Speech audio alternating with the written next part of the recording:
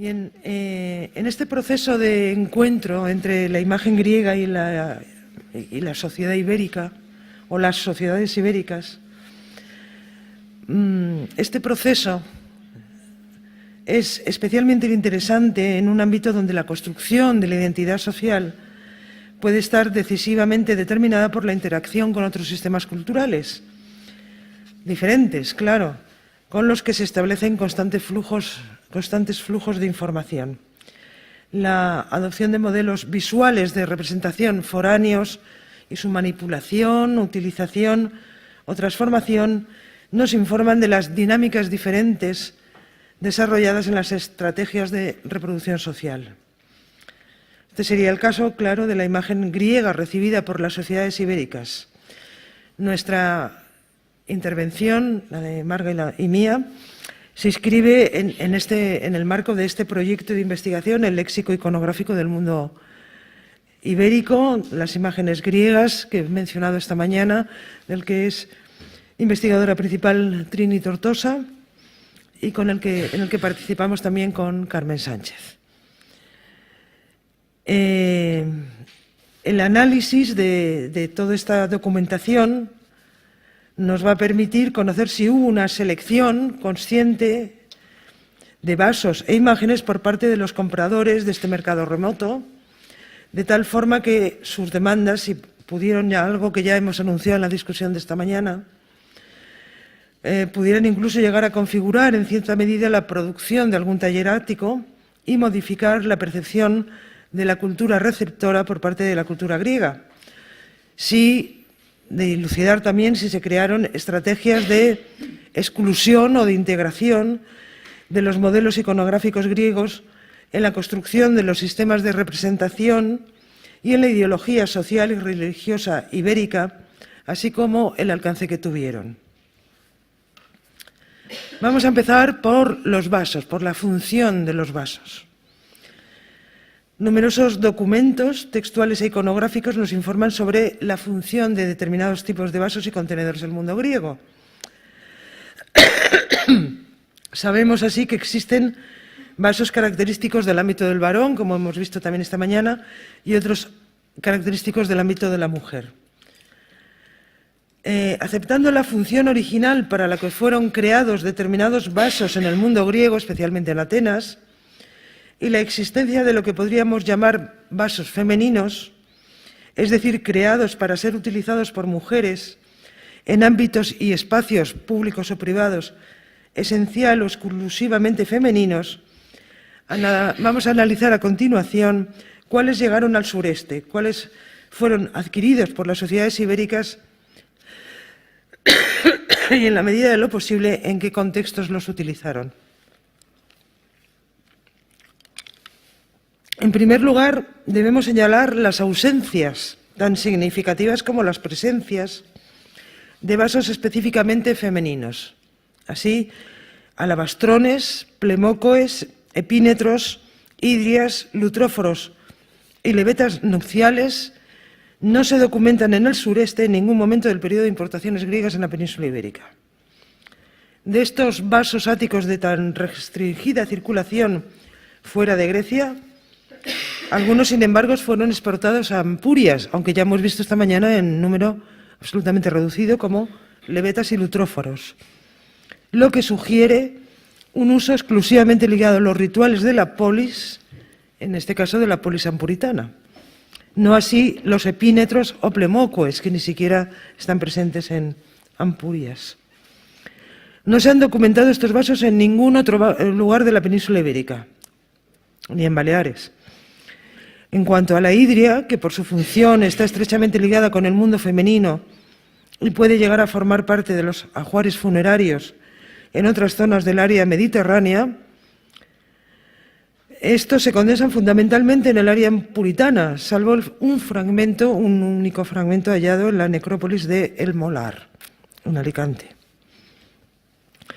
Los alabastrones, ligados esencialmente al mundo femenino, como se desprende de las escenas de gineceo o de los lécitos de fondo blanco, donde los vemos a menudo representados en las manos de las mujeres, son muy frecuentes en Ampurias en la primera mitad del siglo V, donde se utilizaron como parte del ajuar funerario en las necrópolis de incineración, aunque no podemos decir que, en este caso, en Ampurias, sea un vaso de uso exclusivamente femenino. Pero además es que son muy escasos en la segunda mitad del siglo V, solo se ha documentado uno, y no se constatan en el siglo IV. Y además, fuera de la colonia emporitana, solo se ha documentado esta forma en Ibiza, es decir, que en el resto de la península ibérica, en el área ibérica, no aparecen. Los vasos femeninos hallados en el sureste son exclusivamente píxidas, lecanes y lécitos. Y en este último caso, solo hemos considerado los lécitos decorados con escenas femeninas, pues al ser un vaso ambivalente, utilizado en la muerte como ajuar, tanto por varones como por mujeres, solo las imágenes nos podrían sugerir, y no, desde luego, no afirmar del todo, pero sí sugerir para quién estuvo destinado originalmente este recipiente. El recipiente más frecuente en el sureste es la lecane, tanto la decorada con figuras rojas como la de barniz negro. Del conjunto de 20 lecanes registradas en yacimientos de Alicante, Murcia y Albacete, solo 7 son tapaderas, no acompañadas en el registro arqueológico por el recipiente, el propio recipiente.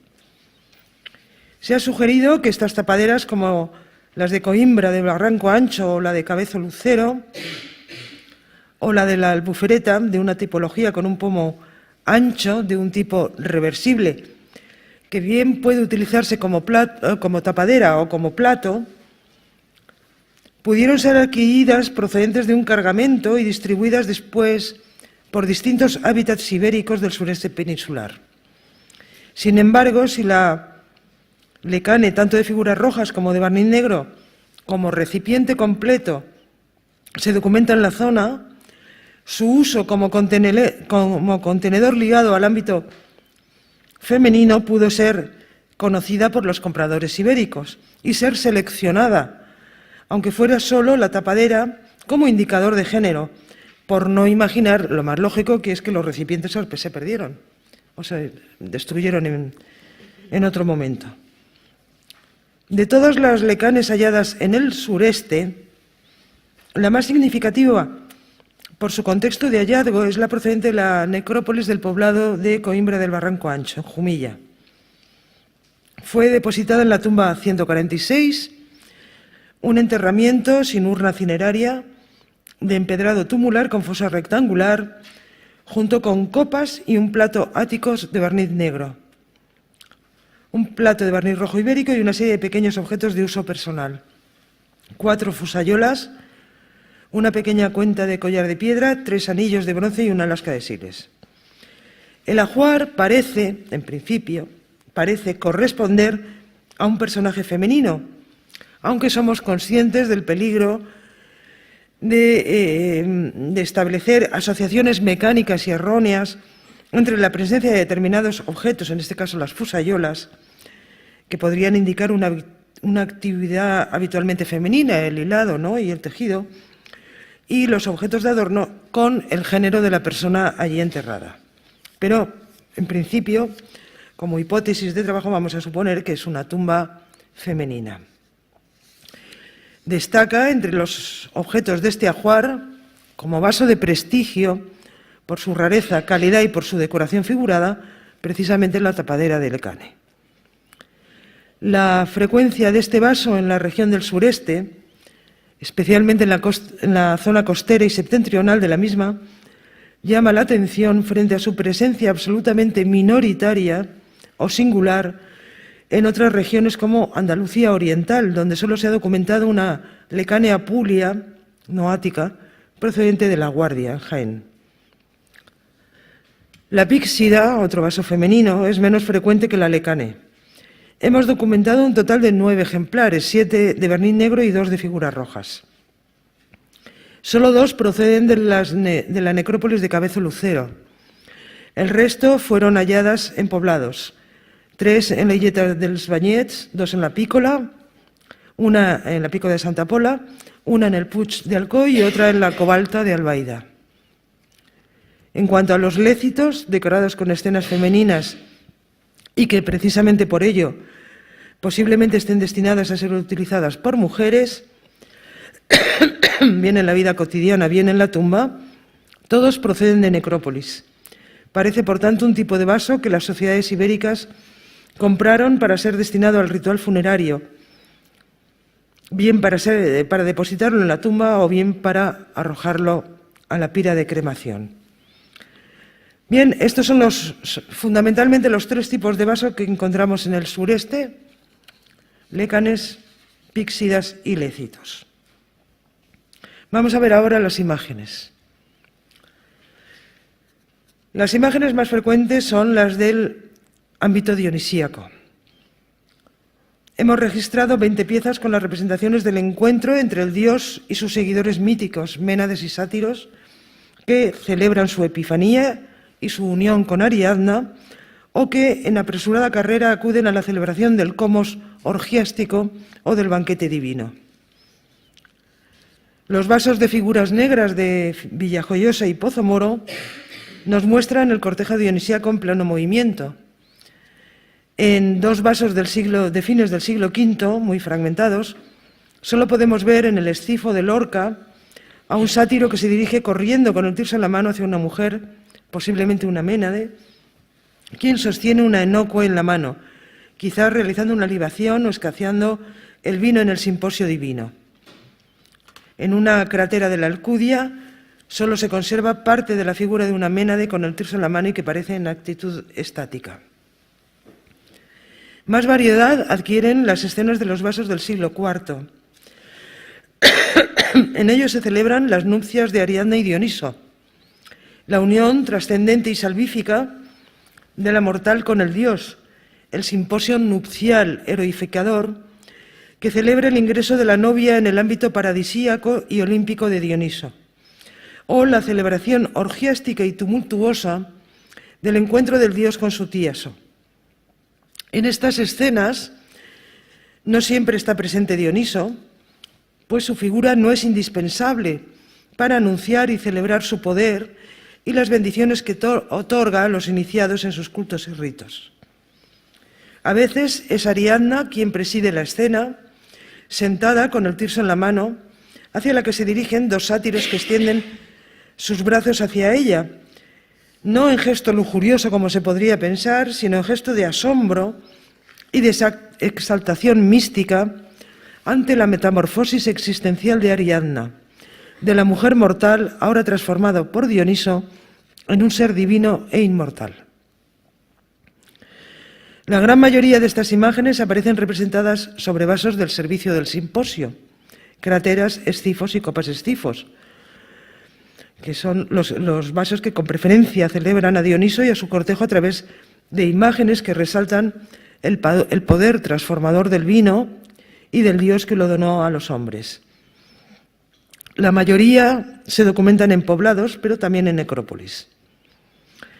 Las imágenes dionisíacas decoran, lógicamente y con preferencia, vasos masculinos, utilizados por varones en el servicio del simposio, quizás transformados por los iberos, transformados por los iberos en vasos funerarios, al menos en el último momento de su utilización, aunque quizás, y eso es lo que es el quizás, los utilizaran también antes de ello en rituales de comensalidad.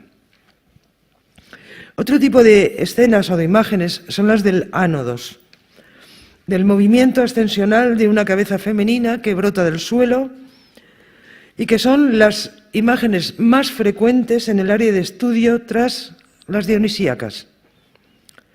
Hemos registrado un total de 12 vasos con la imagen de este tránsito de un personaje divino, posiblemente Perséfone o Afrodita, que surge de la tierra y de la oscuridad a la luz, y que en su brotar eleva ligeramente su mirada hacia el cielo en característico gesto para estos surgimientos. Solo 3 de las imágenes se documentan en vasos del último cuarto del siglo V, el resto pertenece a vasos de la primera mitad del cuarto. Todas las imágenes se documentan en copas, excepto la del Museo de Albacete, en una crátera de campana. La imagen de la crátera del Museo de Albacete, es un decomiso de la policía a un furtivo y no se sabe con seguridad su lugar de procedencia exacto, pero vamos, se sabe que es de la provincia de Albacete, con seguridad. Pues esta imagen es la más singular, pues compone una escena en la que una gran cabeza femenina, con los cabellos guardados en el sacós, brota del suelo. El ánodos maravilloso de esta figura, sin duda Afrodita, es acogido por Eros, quien presenta un espejo a la diosa, un objeto a menudo utilizado en los ritos iniciáticos como prueba del éxito del nuevo nacimiento, y que es acogida también por una figura femenina que, tras la cabeza, alza el brazo izquierdo en gesto de asombro y acerca el derecho para tocarla. No está nombrada esta figura, pero quizá pudiera ser Peizo, la persuasión, compañera de Afrodita en numerosas imágenes de fines del siglo V y del IV, o bien cualquier otra figura femenina que actúa como auxiliar de la diosa y compañera, lista para acoger su tránsito como divinidad fecundadora, como divinidad germinadora, una Afrodita tónica, protectora de los muertos. La imagen, en Atenas, puede aludir a ritos iniciáticos, a pasajes tónicos reservados a las jóvenes muchachas que, tras la prueba catártica que simboliza tanto la muerte de la infancia como el renacimiento, ingresan en un estadio nuevo en el que se cumplirá la plena realización del destino femenino, es decir, con la boda en el marco del matrimonio, ya sea en vida o tras la muerte, al celebrar las nupcias con Hades. Más difíciles de identificar son las figuras femeninas representadas en las copas. Cuando se representan en el interior de las mismas, en el medallón, la cabeza cubierta con sacós, orientada a izquierda o a derecha indistintamente, es el único motivo representado, sin ningún elemento que nos permita ser más precisos en su identificación. Cuando se representan en el exterior de la copa, como en el caso del cigarralejo o en el llano de la Consolación, aparecen acompañadas por una figura masculina envuelta en sumation con un disco entre ambas figuras, situando o contaminando la escena del ánodos en el ambiente de la palestra. ¿A quién representa esta cabeza femenina? Podría ser Afrodita, como hemos visto más claramente en la imagen de la cratera del Museo de Albacete, y su inclusión en el ámbito de la palestra podría aludir al tránsito de los efebos y su iniciación en el mundo homoerótico de los varones ciudadanos. Pero la divinidad también pudiera ser Perséfone y podría aludir al tránsito iniciático de los jóvenes que cumplen una nueva etapa en el ciclo de la vida. Los vasos con escenas de ánodos se han hallado indistintamente en necrópolis y en poblados. En la vida y en la muerte, la copa importada pudo cumplir una función relacionada con la bebida, bien en rituales de comensalidad, bien en rituales de libación y como ofrenda funeraria. La segunda copa del cigarralejo procede de la tumba 204, sin duda una tumba masculina, como indican las numerosas armas, en principio, que después de lo de Baza cualquiera ya lo dice, pero la copa puede indicar una ofrenda u otra acción ritual realizada con un vaso de excelencia, que se integra en estas tumbas como un símbolo más de prestigio de los allí enterrados, pero la imagen debió ser plenamente asimilada en su significado religioso por quien se enterró con ella. Las imágenes del simposio no son muy abundantes en el sureste, pues solo hemos documentado 4 vasos, 4 crateras de campana, en las que se representó este rito de convivialidad y comensalidad tan característico del mundo griego. Todas son del segundo cuarto del cuarto. Los vasos más completos, el de Cabezulucero y uno de la Albufereta, nos ofrecen la imagen de esta celebración de los varones en torno al vino, la música, la danza, la palabra dialogada o poética, el juego y la erótica.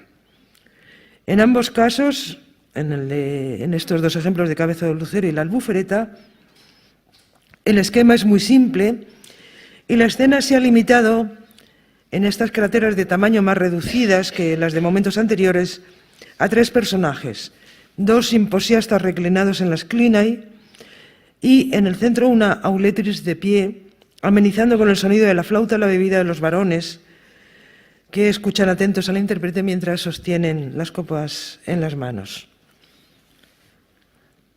Las imágenes del simposio tuvieron una cierta difusión en los vasos áticos que durante medio siglo se expandieron en el mundo ibérico y que llevaron consigo el mensaje de la fecundidad y bienaventuranza del noble que contempla la beatitud del banquete. La imagen puede reflejar el estatus social del difunto, mostrado en el lujo de quien se reclina en la cline, del vino, de la música y sobre todo en la heroica plenitud del simposio. Carmen nos escribió hace unos años un artículo muy bonito sobre ese tema y la voy a citar textualmente, porque me parece muy bonito lo que decía. Se hablaba de Baza, de la imagen del simposio encontrada en la necrópolis de Baza, y decía: esta imagen en una tumba ibérica tiene un sentido heroificador, identificando al difunto de un alto estatus social con la riqueza y la opulencia del más allá. Un lugar de plenitud donde los varones comparten los efectos narcóticos del vino. Quizás en estas imágenes tenga sentido ver escenas donde se refuerza la cohesión de clase, la identificación entre iguales, la misma función que pudo tener la práctica del banquete funerario ibérico.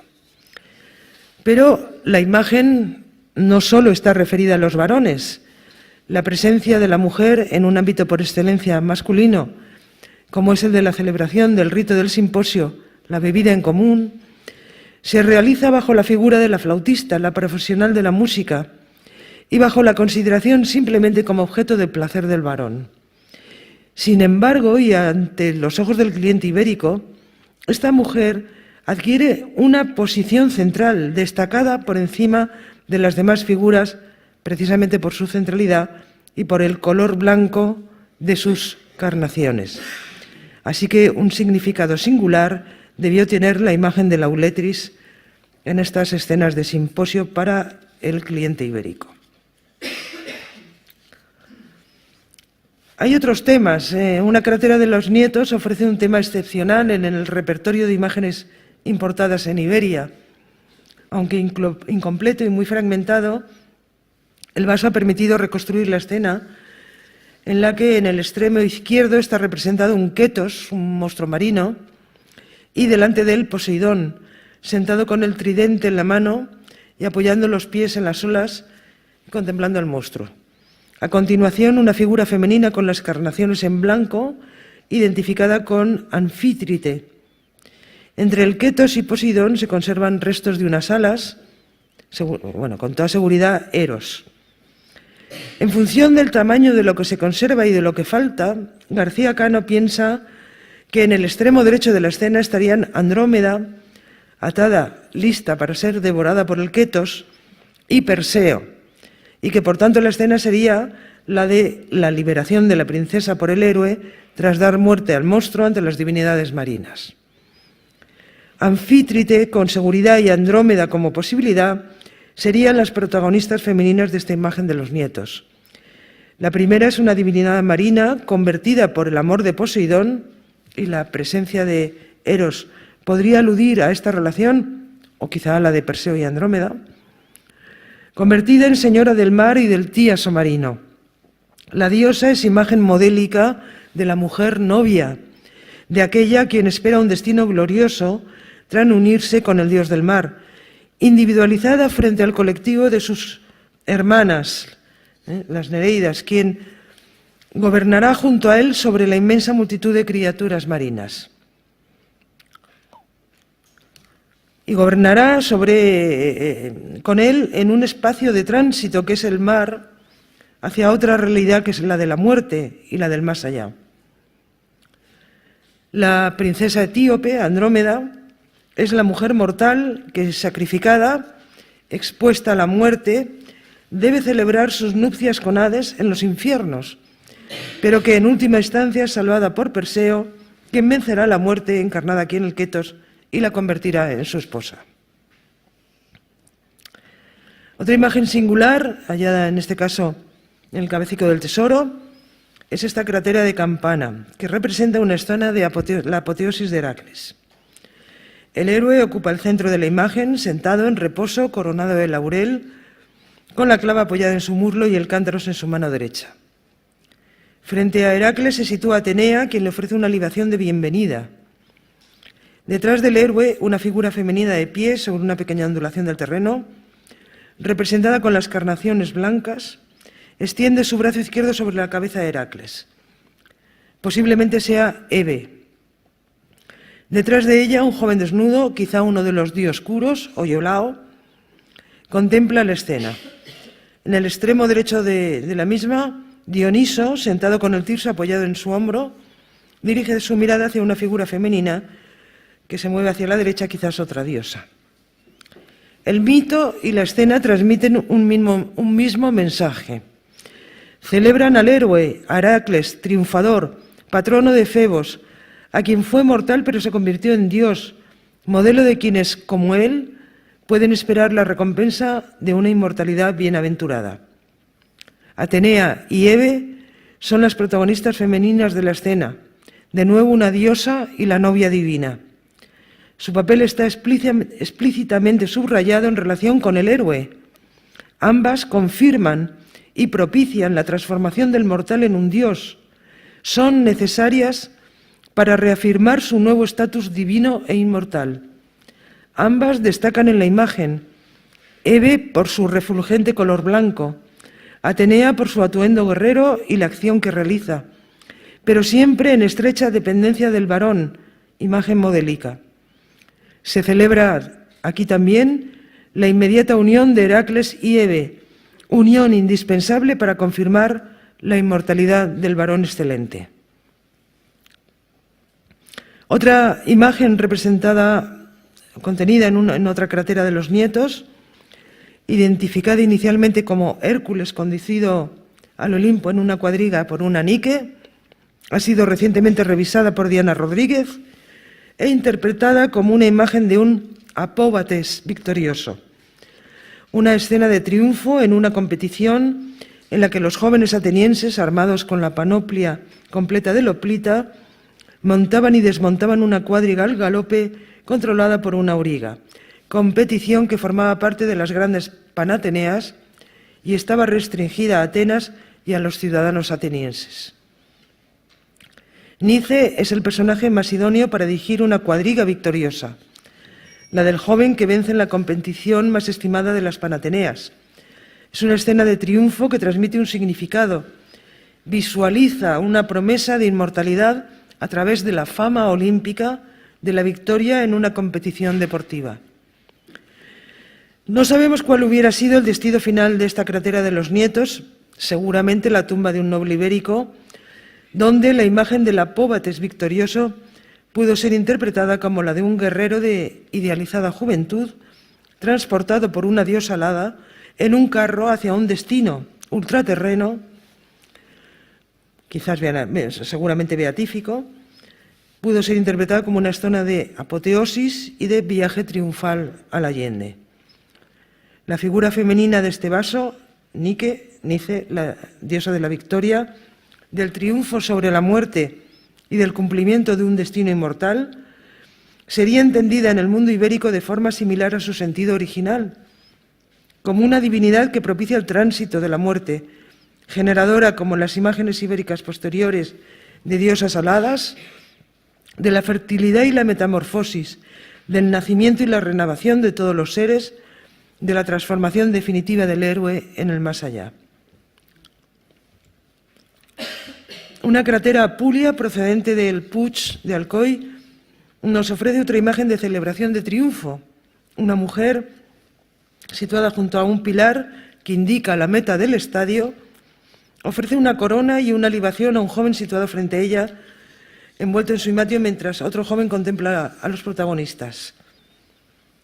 Una copa procedente de la Albufereta, que hemos visto en mejores imágenes en la comunicación de Carmen Rueda, presenta escenas convencionales de gimnasio con los atletas en presencia del paidotribo en el exterior, mientras que en el medallón una mujer corona a un atleta que apoya su pie sobre un pilar con una cinta o rama, condensando de alguna manera con su gesto toda la carga simbólica de la representación y la sacralidad del instante.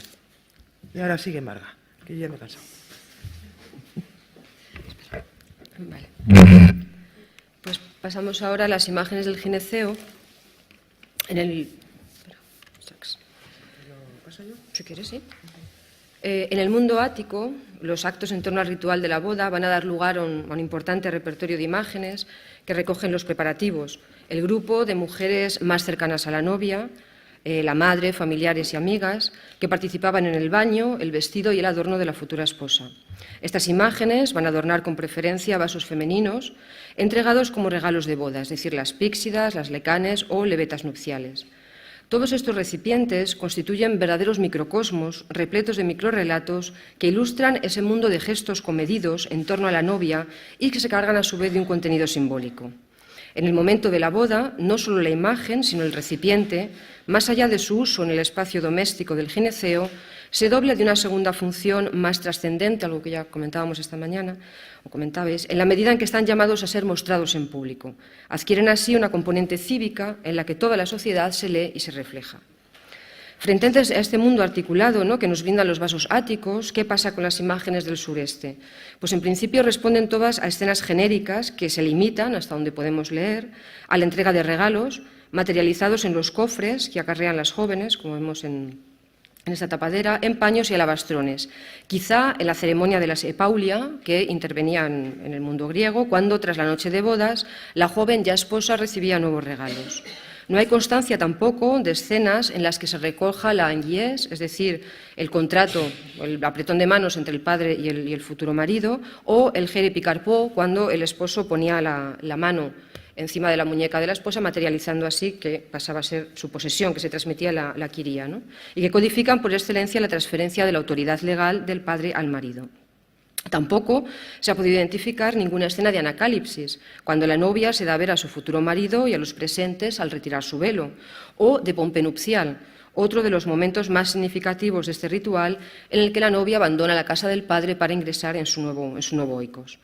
Estamos, por lo tanto, ante ese mundo plural y colectivo de la mujer, cuya representación parece fundirse, la mayor parte de las veces, en una especie de conjunto intercambiable dentro del oikos, salvo cuando es posible identificar a la esposa, reconocible, por lo general, por su posición de autoridad sentada sobre el clismos, o sea, la silla o el difros, el taburete, y en menor medida a las hijas o las esclavas según la tarea que estén realizando, ¿no? Todo esto frente a la representación del varón en el mundo griego, mucho más articulada, donde podemos reconocer efebos, hoplitas, ciudadanos, imposiastas, sacerdotes, ¿no?, y que en el fondo traduce el modelo de construcción de la identidad griega.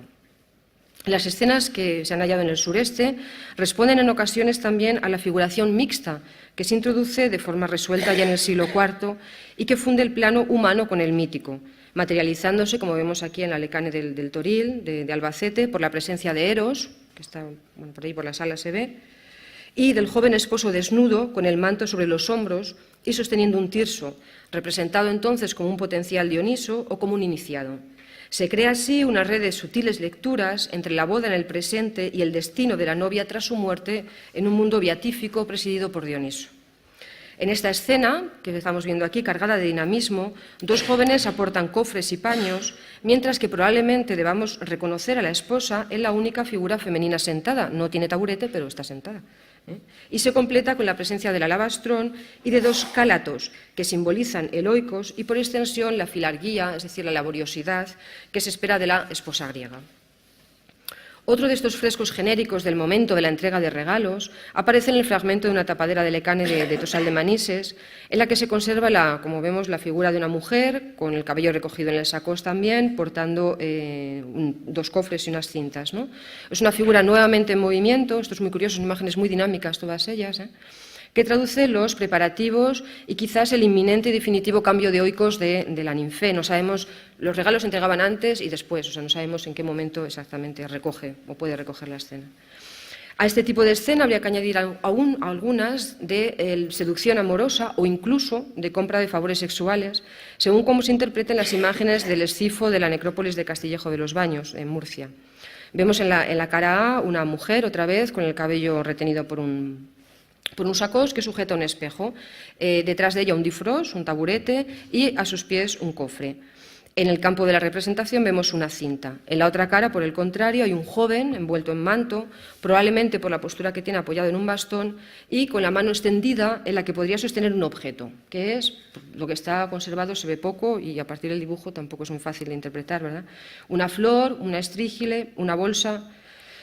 Un aríbalo, a su vez, cuelga del campo también de esta cara. Aunque separados, porque vemos los dibujos vegetales, las palmetas, se establece un diálogo entre los personajes de ambas caras, diálogo que a su vez se articula entre el mundo interior, materializado por el taburete, y el exterior, probablemente indicado por el recado del atleta que está representado. Este tipo de representaciones se interpreta de formas muy diversas y antitéticas, porque la clave de lectura se halla fundamentalmente en qué sostiene el varón, ¿no? Qué objeto lleva. Una cinta, una flor. Estas dos primeras lecturas estarían dentro, pues, de un ámbito de seducción erótica, ¿no? Pero ¿qué pasa si reconstruimos una bolsa de cuero? Pues aquí las lecturas ya van entre que es el esposo que lleva el dinero a la casa y al hogar de su esposa, o que es la visita de un hombre al burdel. Y entonces la mujer automáticamente se interpreta como una pornai, una prostituta o una hetera, que tampoco son categorías intercambiables, pero ya tiramos un poco millas con la mujer y valen las dos, ¿no? Junto a esta teoría hay una tercera, que también se está abriendo paso y que reivindican algunos autores, como Gloria Ferrari, que la bolsa no contuviera dinero sino astrágalos. En ese caso sería un juego erótico. Los astrágalos que además aparecen muchas veces también en los ajuares de las tumbas, ¿eh? Bueno, otra imagen de gineceo la tenemos en una enócoe de Cabezo Lucero, que recoge una escena ligada a la seducción erótica que acompaña la boda. En este caso es Eros, que se ve fatal, pero está en el lado izquierdo, ¿no? Girado hacia una mujer que se dirige hacia él con la mano extendida, y probablemente faltaría un tercer personaje todavía en el otro lado del vaso. En lo que al soporte se refiere de estas escenas, aparecen, como hemos visto, sobre todo sobre lecanes, escifos o lécitos arebalísticos, como este de la necrópolis de la Albufereta, que solo se conserva ya el dibujo, parece ser.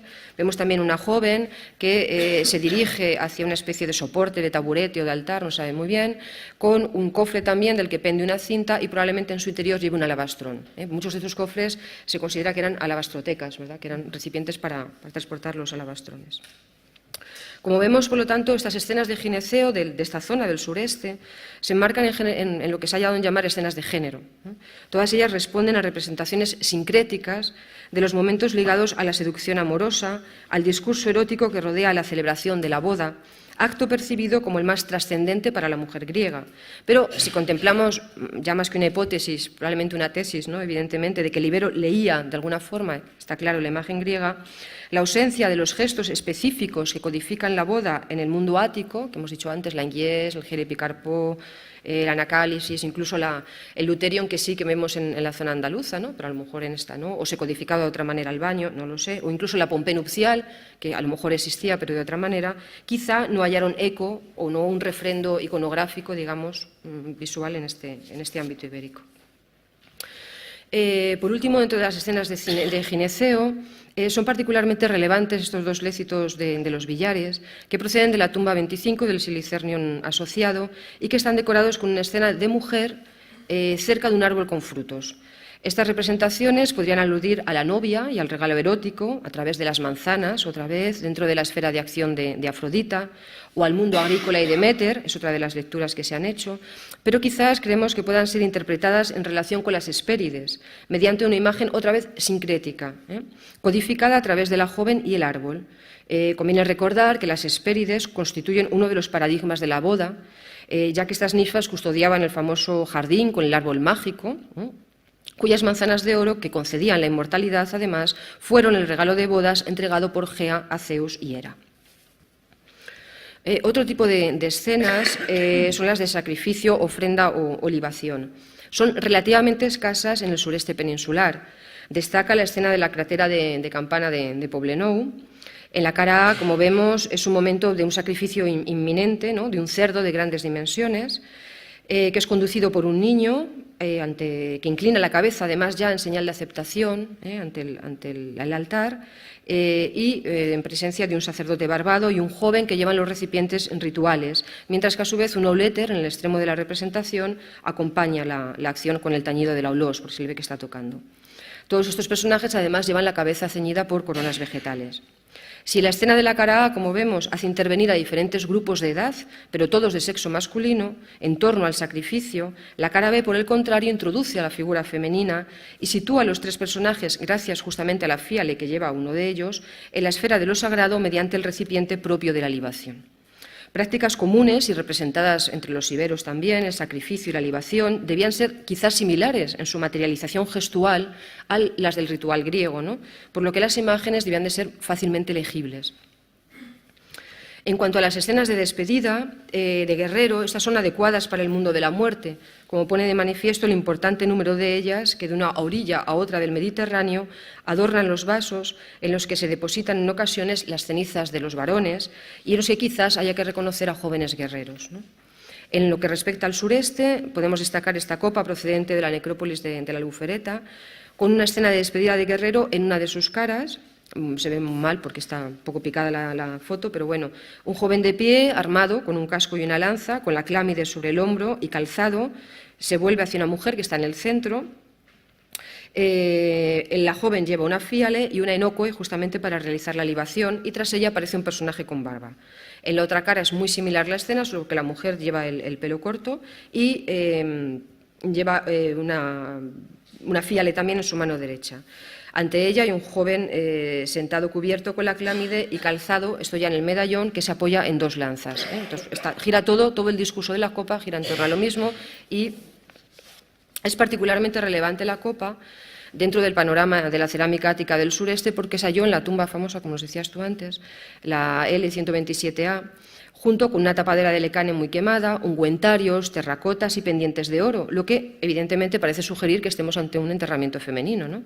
En este caso, la copa ática, hallaría su significado pleno, ya que hace de la mujer la protagonista del gesto ritual, gesto en el que los iberos, o la ibera más concretamente en este caso, podrían no solo reconocerse, sino incluso autorreafirmarse, gracias a la imagen de la copa griega.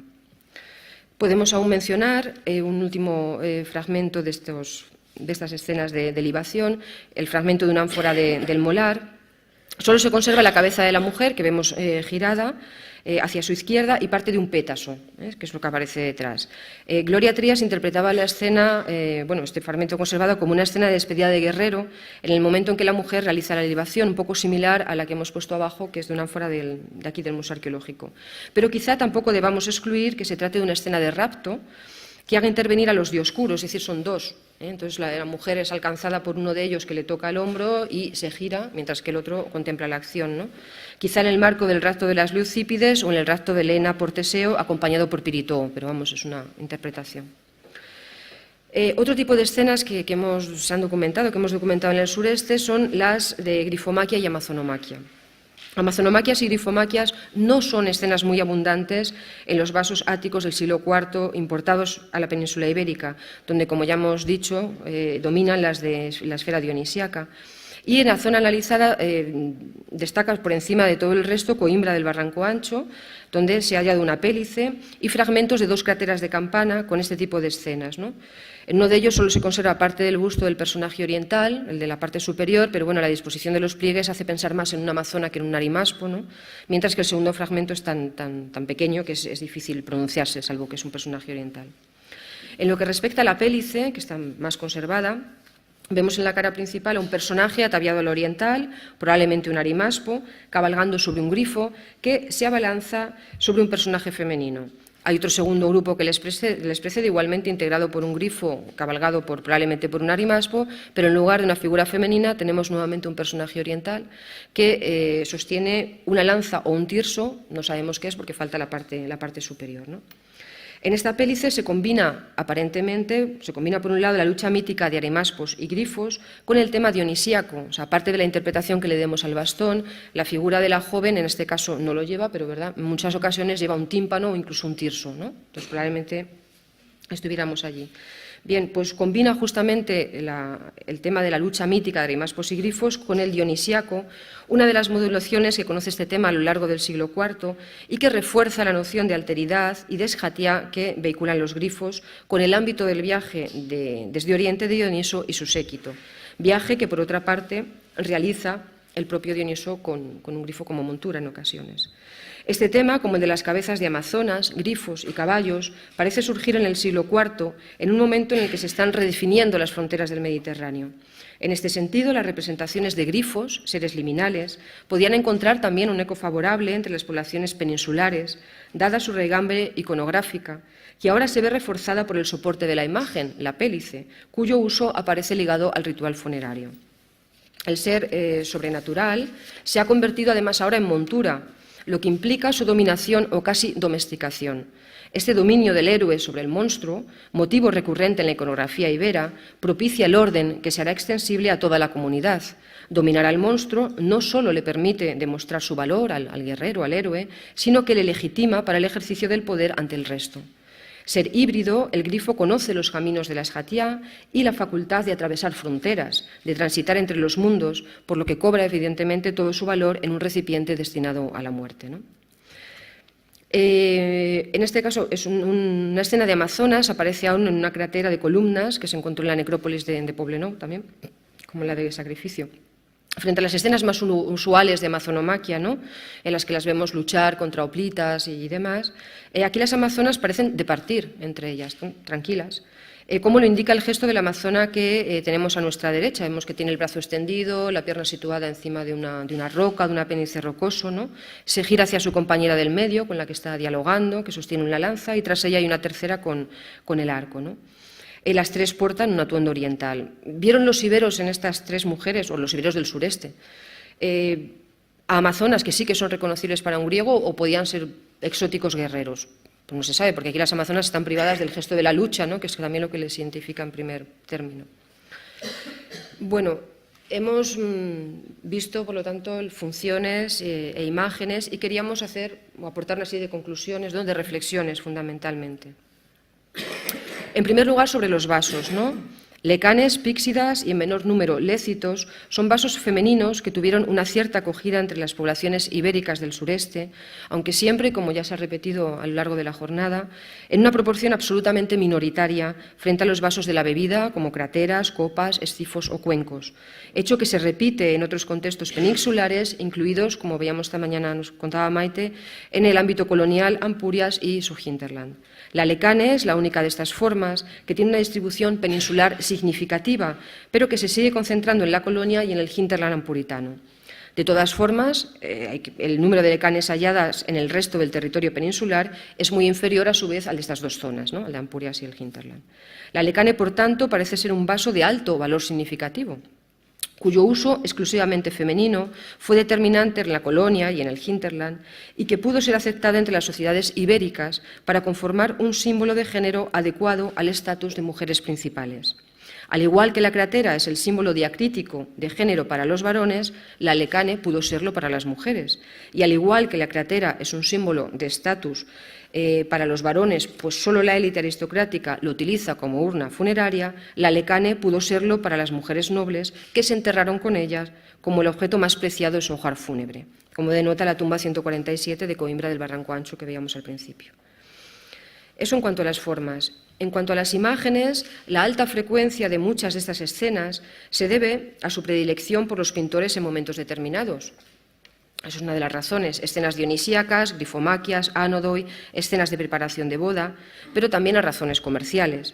Sin embargo, ello no es óbice para que la clientela ibérica gustara con preferencia de estas imágenes y atendiera a su narración y a sus significados. Las imágenes femeninas que aparecen en las escenas dionisíacas, Ariadna y Ménades, ofrecen dos lecturas diferentes. Por una parte, se celebra a la mujer como novia, pero en este caso como novia divina, lo que le otorga un estatuto superior y la convierte en imagen modélica.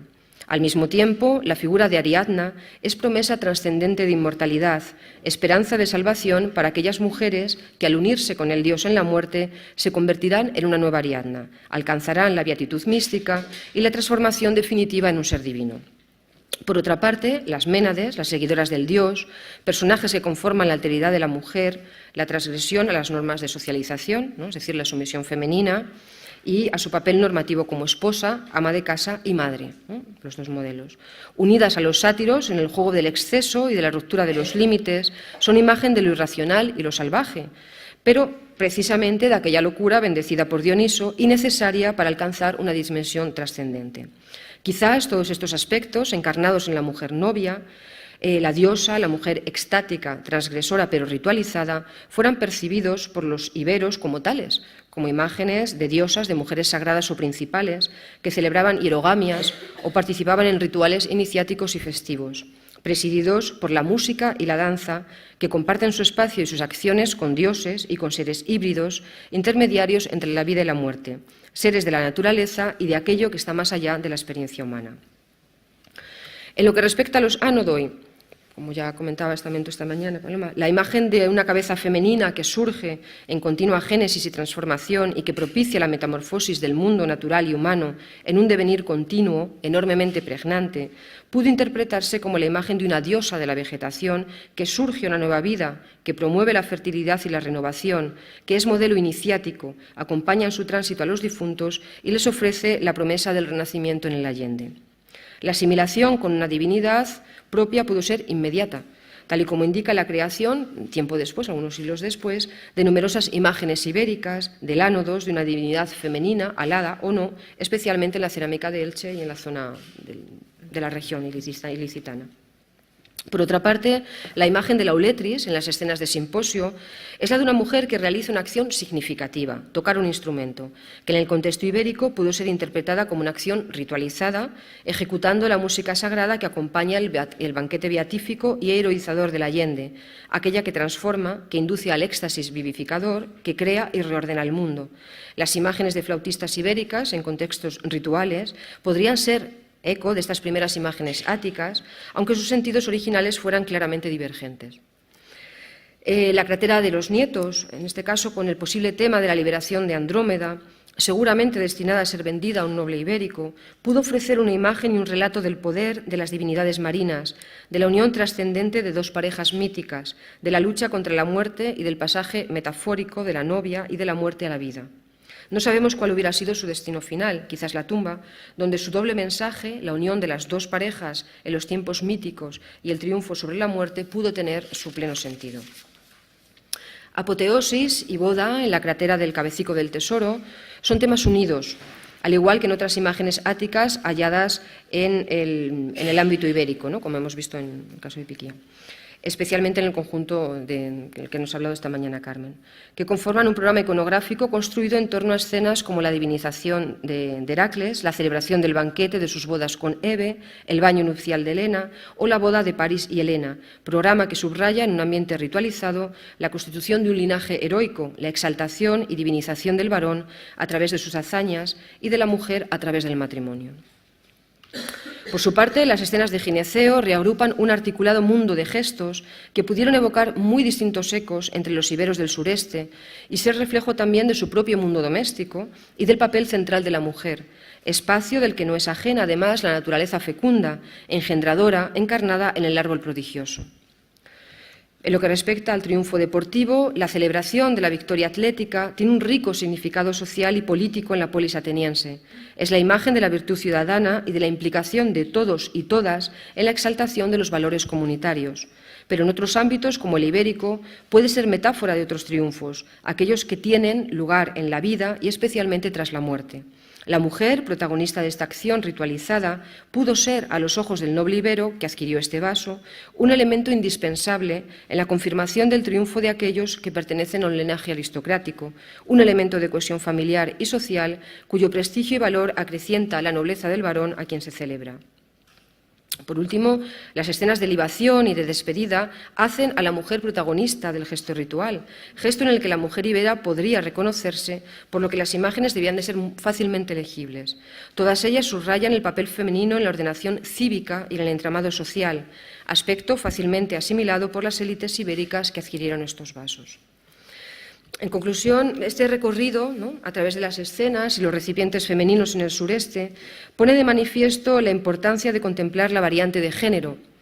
Si el vaso griego en contextos ibéricos fue un bien de prestigio, eso nadie lo pone en duda, ¿no?, esa cualidad atañe tanto a varones como a mujeres, cuya importancia, por otra parte, era capital en la transmisión del linaje ibero. Mujeres que, como sus compañeros, podían también reconocerse, legitimarse y autorreafirmarse a través de las imágenes griegas.